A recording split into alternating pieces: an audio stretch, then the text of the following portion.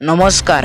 এই মুহূৰ্তত আহি পৰিছে ৰাতিপুৱাৰ কেইবাটাও গুৰুত্বপূৰ্ণ খবৰ আৰু এনে ধৰণৰ খবৰসমূহ নিতৌ চাবৰ কাৰণে আমাৰ চেনেলটো ছাবস্ক্ৰাইব কৰি ভিডিঅ'টোত এটা লাইক কৰি দিব। আজিৰ প্ৰথমটো খবৰ, মেট্ৰিক পৰীক্ষাৰ্থীৰ বাবে ডাঙৰ খবৰ। 2024 ফেব্ৰুৱাৰী প্ৰথম সপ্তাহতে অনুষ্ঠিত হ'ব মেট্ৰিক পৰীক্ষা।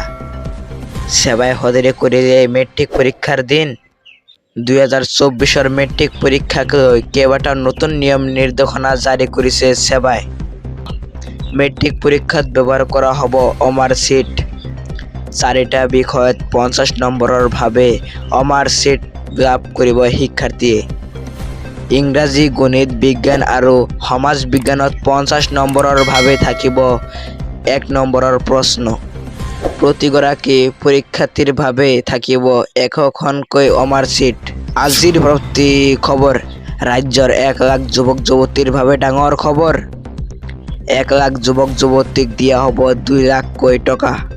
কেবিনেটে অনুমোদন জনালে এই ঘোষণাত। মুখ্যমন্ত্ৰী আত্মনিৰ্ভৰ অসম নামেৰে নামকৰণ এই আঁচনি। প্ৰথম বছৰত 1 লাখ যুৱক যুৱতীক 2 লাখ, 3 লাখ আৰু 5 লাখকৈ দিয়া হ'ব। 50% চৰকাৰৰ সাহায্য আৰু 50% ঋণ দিব বেংকে। ছেপ্টেম্বৰৰ 30 তাৰিখৰ পৰা আৰম্ভ হ'ব পঞ্জীয়ন। ব্যৱসায় বাণিজ্য কৰিবলৈ এই টকা দিয়া হ'ব যুৱক যুৱতীসকলক। ইয়াৰ পিছত আৰু 1 লাখ যুৱক যুৱতীয়ে পাব এই সুবিধা। শিক্ষাগত অৰ্হতা আৰু দক্ষতা অনুসৰি কেইবাটাও ভাগত বিভক্ত কৰা হ'ব।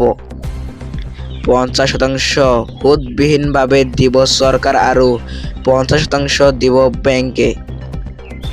5 বছৰলৈ সুদ দিব নালাগে এই ঋণত। আজিৰ পৰৱৰ্তী খবৰ, যোৰহাটত চাঞ্চল্যকৰ ঘটনা। এটিএমত টকা উলিয়াই থাকোঁতে বন্ধ কৰি দিলে শ্বাটাৰ। এটিএমৰ ভিতৰত আবদ্ধ হৈ ৰ'ল টকা উলিয়াবলৈ যোৱা যুৱক। দীৰ্ঘ সময় ধৰি এটিএমতে আবদ্ধ হৈ থাকে যুৱকজন। অৱশেষত ফোন কৰি আৰক্ষীক জনালে এই কথা। আৰক্ষী আহি উদ্ধাৰ কৰে যুৱকজনক। ঘটনাক লৈ উত্তপ্ত পৰিস্থিতি। যোৰহাটৰ বৰোদা বেংকৰ এটিএমত সংঘটিত এই ঘটনা।